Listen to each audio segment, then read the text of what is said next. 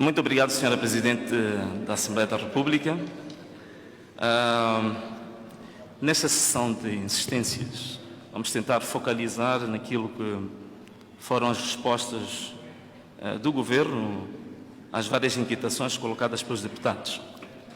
Primeiro, não vou deixar de perder a oportunidade de felicitar o Governo, porque depois de tantos clamores, pela primeira vez, conseguiram de forma sistemática apresentar os relatórios relativamente aos fundos recebidos e a alocação destes fundos, tanto do primeiro, em janeiro deste ano, o quinto relatório. Todavia, há algumas questões gerais que são importantes aqui para nós debruçarmos. A primeira é que o próprio relatório, o quinto relatório do Ministério das Finanças, assim como o PowerPoint que foi apresentado por Sua Excelência Ministro das Finanças, em que diz que trouxe praticamente o extrato da conta e que ia trazer toda a contabilidade do Estado para aqui, entendi isso como algum lirismo, alguma poesia, porque, de fato, a pergunta que foi colocada pela Renamo é que nós estamos preocupados com o detalhe. E o que foi apresentado aqui, em nenhum momento se pode dizer que foram detalhes de execução dos fundos recebidos. É preciso, e penso que Sua Excelência Ministro das Finanças percebe muito bem este conceito, uma coisa é execução orçamental, outra coisa é alocação. Portanto, dizer que o setor da saúde vai receber 100 milhões, para a proteção social vai receber 50 milhões, isso não é execução, isso é alocação. Portanto, a execução que nós estávamos aqui à espera era o detalhe em que medida é que este dinheiro foi usado, como é que foi usado. Por exemplo, nos concursos ou nas adjudicações em regime de ajuste direto, que empresas é que foram adjudicadas, quais foram os concursos, quais foram os valores para cada uma das empresas. Este detalhe não existe, nem no site do Ministério da Saúde, nem no site do Ministério das Finanças. Alguma informação que existe até a nível do consumo público são algumas organizações da sociedade civil que fizeram pesquisas paralelas e que chegaram a fazer o rastreio de como é que estes fundos foram usados. Mas o Governo, nem o Ministério da Saúde, nem o Ministério das Finanças, consegue responder de forma cabal a nossa pergunta, que é o detalhe da execução. Isso não foi respondido. Outra questão que também é interessante aqui nós notarmos, relativamente ao setor da saúde, né? No setor da saúde, que estava previsto, portanto, em termos de necessidade, 100 milhões de dólares, foi recebido um pouco mais, 113 milhões de dólares. É interessante notar um detalhe aqui muito interessante. É que deste montante, sobretudo o que foi disponibilizado em numerário, que são 71 milhões, 72 milhões, digamos assim, de dólares, 70%, digamos, da alocação deste valor, efetivamente, foi feito pelos parceiros de cooperação. Significa que o Ministério da Saúde só teve alternativa e só tem alternativa de fazer uma gestão direta de 30% desses fundos. O que isto significa? Significa que é o descrédito total e completo da nossa gestão pública. Portanto, nós estamos a receber valores, sobretudo na área da saúde, 70% desses valores estão a ser geridos diretamente pelos nossos parceiros, porque não há confiança no nosso sistema de gestão pública.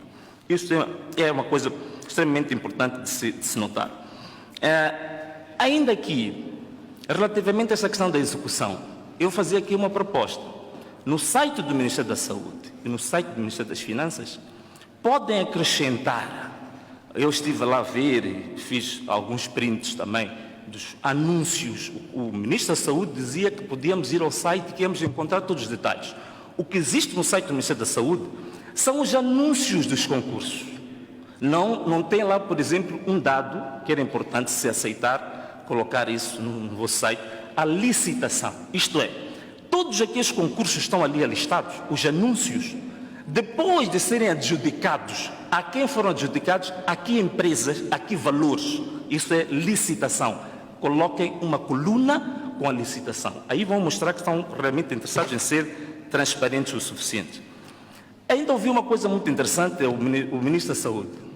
Por acaso, eu fiquei impressionado. Quando ele diz que diz que já estão a ser feitas auditorias independentes relativamente à gestão destes fundos. E vi um pouco de retração no Ministro das Finanças, que não fala em nenhum momento de auditorias independentes, fala da auditoria da Inspeção Geral de Finanças, né, que é o auditor interno, e do Tribunal Administrativo. Portanto, notamos que está totalmente retraído para uma auditoria independente que era mais transparente, que é mais ousado. Isto fala o Ministro da Saúde. Mas eu gostaria que o Ministro da Saúde, de fato, viesse nos dizer, depois de do nível de execução que foi feito com os fundos recebidos, se há algum relatório intercalar dessa auditoria independente. Eu gostaria de ver isto, porque, pelo que eu me recordo, das auditorias independentes que foram feitas no Ministério da Saúde, a última, por exemplo, em 2017, foi feita por uma empresa, digamos, SPA África Limited, fez por acaso um trabalho muito interessante.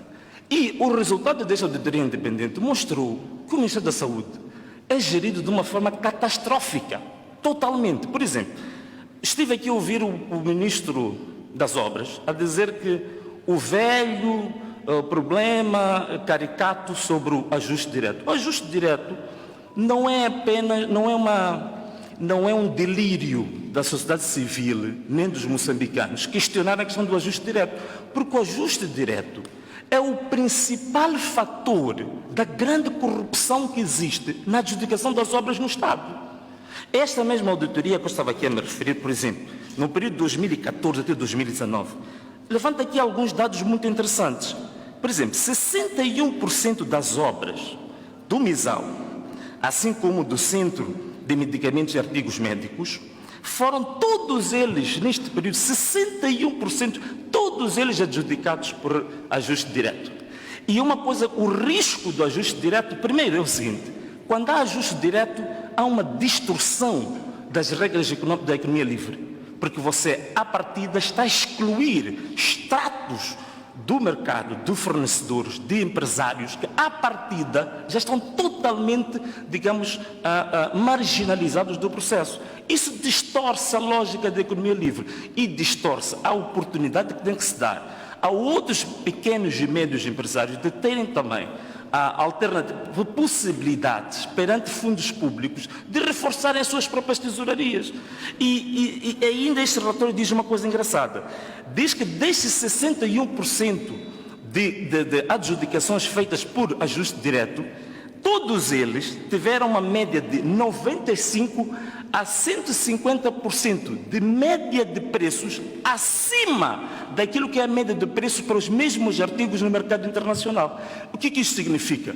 Que estes ajustes diretos, todos eles são para sobrevalorização, são um escândalo, são uma roubalheira, são um sangramento ao tesouro público. Portanto, não é de fato nenhum delírio se preocupar com isto. É que a história deste país, sobretudo do Ministério da Saúde, mostra que o ajuste direto é realmente uma forma de sangrar o tesouro público, distorcer a economia, prejudicar o Estado no mais alto nível. E mais, criar um cartel, a tal chamada cartelização. Portanto, há um conjunto de empresas, por uma questão ética, não vou falar aqui, mas penso que o Ministro da Saúde sabe muito bem.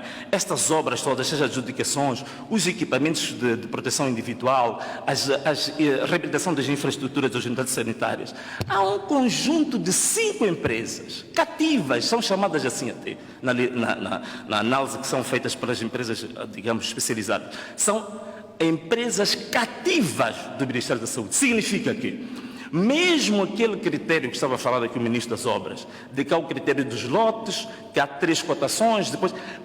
São as mesmas empresas que vão para o primeiro lote, são excluídas no segundo e as outras são excluídas no terceiro. Mas na globalidade de todos os lotes, são 5 empresas.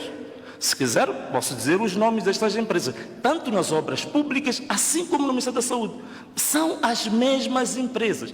E um caso mais grave o Presidente da República, ainda no ano passado, prestou uma comunicação à nação, que falou, por exemplo, na área da construção civil, são cerca de 30 mil empresas que decretaram falência. Quer dizer, e nós estamos a dizer que temos um fundo para alavancar a economia moçambicana, temos um fundo para ajudar as pequenas e médias empresas, temos 30 mil empresas falidas e continuamos a dar o pouco dinheiro que recebemos às mesmas 5, 6 empresas que estão ligadas a pessoas diretamente ligadas à elite política. Por exemplo, um exemplo, só para não dizer que estou aqui a falar de forma muito abstrata. Por exemplo, em relação às obras públicas, por exemplo, em relação às obras públicas, nós tivemos um caso em que cerca de 1,5 milhões de meticais foi para uma empresa cujo acionista maioritário é o atual presidente da Federação dos Empreiteiros de Moçambique, que tem ganho tantos outros concursos também. Então, temos estes cenários. O antigo diretor clínico do Hospital Central tem uma empresa também que tem ganho e ganhou boa parte de milhões de dólares deste processo. Portanto, se não vou alongar-me, mas são 5, 6, 7 empresas, não mais do que isso. Portanto, isto é um cartel, está fechado. Está fechado, são as mesmas pessoas estão a beneficiar, as mesmas pessoas e não mais do que isso. Portanto, saltando isso, vamos, por exemplo, outra coisa que eu achei muito interessante é em relação aos equipamentos de proteção individual, que o ministro diz que neste momento já não é nenhum problema. Não só continua a ser um problema os equipamentos de proteção individual, como ainda continua sendo um problema a questão que discutimos no ano passado, sobre os direitos dos profissionais de saúde. O que aconteceu da nossa discussão do ano passado para cá, houve uma evolução. A Ordem dos Médicos e a Associação Médica têm encontros periódicos com o ministro. Todos nós sabemos disso. Portanto, houve mais diplomacia, sim, há mais conversa, há mais abertura, há mais café. Mas os direitos efetivos que nós falamos aqui, que são cerca de 4 direitos que estavam em causa, nenhum deles teve avanço. E para não dizer que estou a falar apenas assim, ao acaso, toda a gente acompanhou uma carta, bom, alguns dizem que a carta não é legítima, mas pelos números que vamos ver depois, vamos ver se ela é legítima ou não, uma carta que foi partilhada nas redes sociais, em que os próprios médicos diziam em clamor, que, vou citar apenas um pequeno trecho: queremos equipamento de proteção individual, não há viseiras, não há plainitos, não há batas descartáveis. Fizemos o mesmo apelo a reclamar que tínhamos máscaras para uma semana. Fomos à televisão, fomos aos jornais, passaram-se meses, nada mudou. Pelo contrário, e a resposta é: temos neste momento vários contentores com material de proteção para profissionais de saúde. Eles assinam como escrito por lágrimas de sangue e de sofrimento dos médicos. E há uma coisa engraçada ainda em relação a isto. Há um estudo que foi feito a dizer quais são os elementos de risco, de fato, para os profissionais de saúde. Há um fator que está acima de todos eles, tem uma incidência de 46%. É justamente os equipamentos de proteção individual.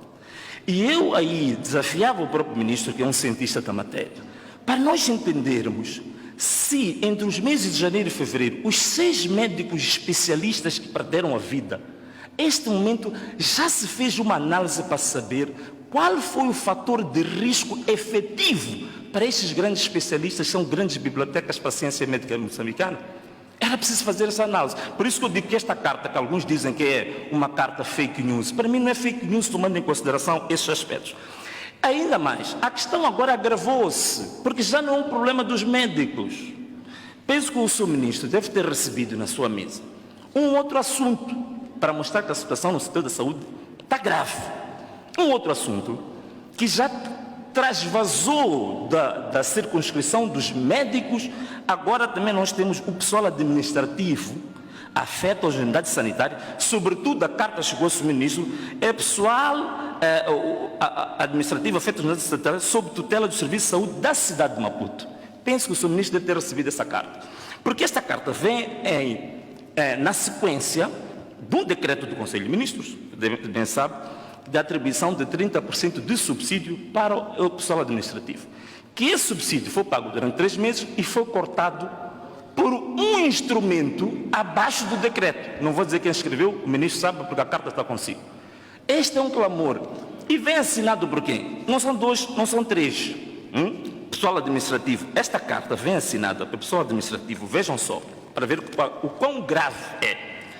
Hospital Geral José Macam, Hospital Psiquiátrico de Infelene, Hospital Geral de Xamanculo, Hospital Geral da Plana Caniço, Hospital Geral da Mavalane. Portanto, é grave a forma como está sendo gerido este Ministério. Os problemas são os mesmos, a linguagem é diferente, mais romântica, mais diplomática, mas o problema real e o cancro está lá colocado, não é? E também queríamos dizer que isto leva consigo muitos riscos. Há riscos aqui muito grandes se não se tratar estes problemas atempadamente. Estamos a falar de pessoas que podem estar desmotivadas, pode haver sobrecarga de trabalho, pode haver também, e este é um assunto que falamos no ano passado, há uma necessidade de fazer contratação de pessoal de saúde. Há 300 médicos que estão na situação de desempregados e o nosso sistema de saúde está quase a implodir. É urgente fazer enquadramento destas pessoas.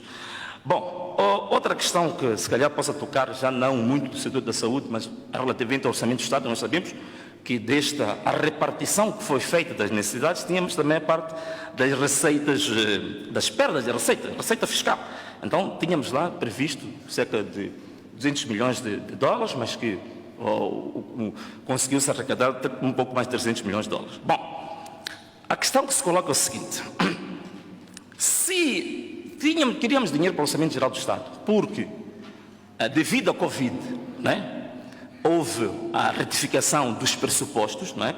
Portanto, reveu-se em baixa a previsão do crescimento do PIB. Então, o que estava previsto era uma arrecadação de receita de 225 mil milhões de meticais. E baixou-se, por causa do risco da Covid, de 225 mil milhões de meticais para 204 mil milhões. Mas o que é que acontece? O relatório de execução de 2020, curiosamente feito pelo governo, portanto não é uma entidade suspeita, dá uma indicação muito interessante.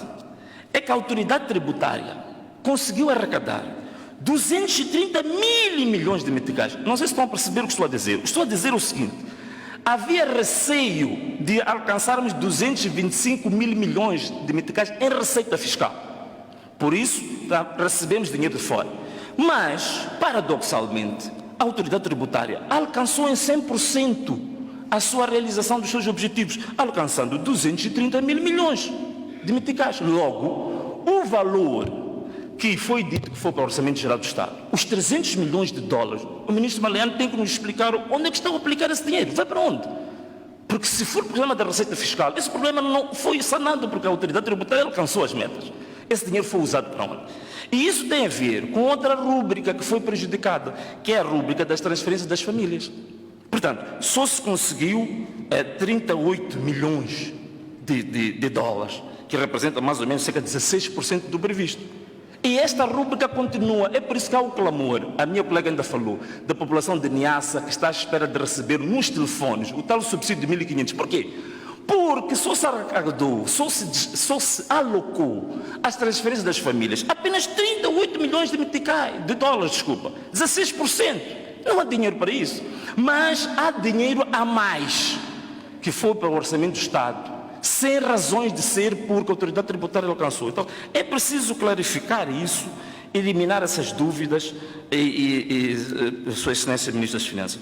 Outra questão, micronegócios. Micronegócios, esta questão do BNI, que não vale a pena falar, toda a gente já conhece. Este BNI tem que ser percebido o que é o BNI. Quer dizer, o BNI, todas as linhas de crédito que o BNI tem, vem sempre dinheiro de fora. E vem dinheiro de fora como? Se não vem diretamente do Orçamento Geral do Estado, vamos sempre à vaca leiteira. INSS. No ano passado houve uma linha de crédito de 600 milhões de meticais.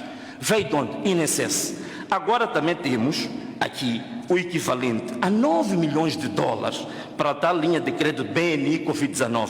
Vindo de onde? Do INSS. Quer dizer, não se vai brincar aqui com coisas sérias. Afinal de contas, este BNI o quê? É uma lavandaria? O que é? Uma lavandaria financeira? E é preciso, digo sinceramente, por causa do tempo, há necessidade de haver uma auditoria independente. Eu desafio o Governo a fazer isso, do INSS e do próprio BNI. Porque me parece um cartel, me parece mais uma lavandaria que outra coisa qualquer. Em relação às obras públicas, penso que já levantamos isto, mas só queria dizer ao Ministro das Obras Públicas que há uma organização que deve conhecer, chama-se Centro de Aprendizagem e Capacitação da Sociedade Civil, SESC. Esta organização fez algum trabalho relativamente à questão das obras públicas que estão sendo feitas no âmbito da Covid, dos sanitários, por aí fora. Uma coisa engraçada é que, neste momento, apesar da província da Zambésia e a província de Nampula terem maior, digamos, fragmento da população moçambicana, em relação às escolas, até dezembro de 2020, só tínhamos 16% das escolas aptas para a reabertura das aulas. Estou a falar de Nampula. Na Zambésia, 22%. Portanto, é real a questão que foi levantada sobre o temor relativamente à qualidade das obras, a transparência neste processo. Para terminar, queria falar também do Banco Central. O Banco Central tem uma reserva líquida bruta subiu agora de quase 4 mil milhões de dólares. Por que o país está todo momento a mostrar-se miserável perante o mundo?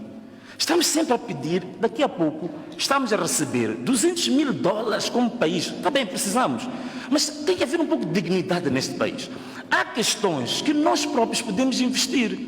Se há reservas líquidas no Banco Central, 4 mil milhões de dólares, por que não, por exemplo, nós mesmos, neste momento, se bem que concordo que assim seja, neste momento há determinados investimentos na área da saúde que nós podemos fazê-lo.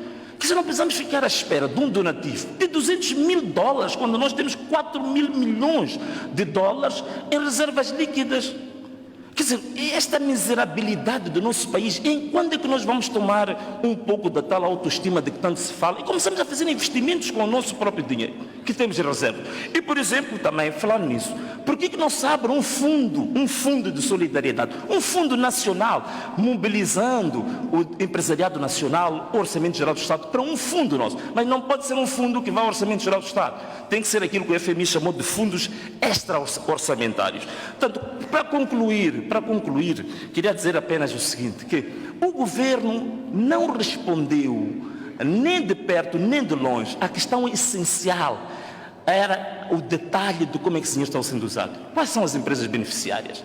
Quais são os indivíduos beneficiários diretos dessas empresas? Quais são os concursos? Quais são os montantes de cada um dos concursos? Estas perguntas nem o Ministro das Finanças, nem o Ministro da Saúde respondeu a isso, porque sabem que tudo é dinheiro pelas bradas. Então, significa que, em termos de conclusão, mesmo com a maior generosidade e a maior misericórdia, no intervalo de 0 a 10, este governo, hoje, a sua prestação tem um valor de 2,5 valores. Mas não disse, e muito obrigado.